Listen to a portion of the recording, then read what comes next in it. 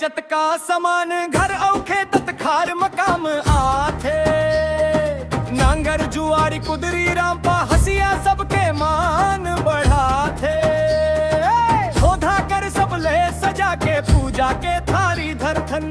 माटी के अपन मयाल संगीत तिहार में आज जताथन। खेत खार में सुख समृद्धि हरियर फसल लहरागे।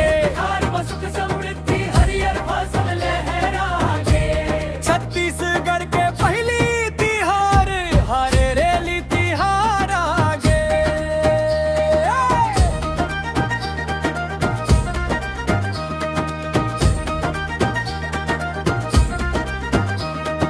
घर के चौरा मामुरूम पटक के आंगन ला हम सजाथन।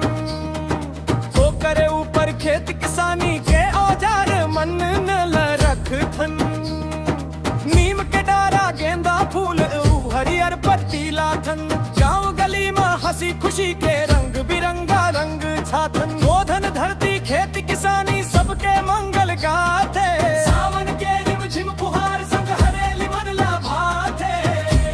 छत्तीसगढ़ के पहली तिहार हरेली तिहार आगे।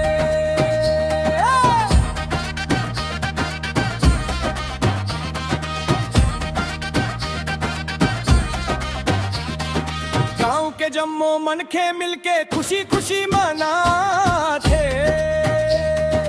छोट बड़े सब एक संगा होके तिहार के रंग सजाथे।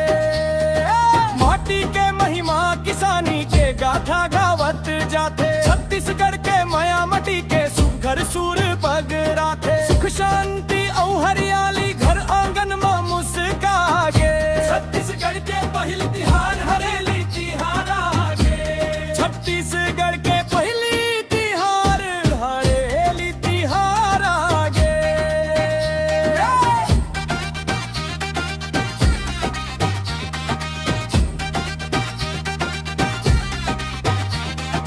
छत्तीसगढ़ के पहली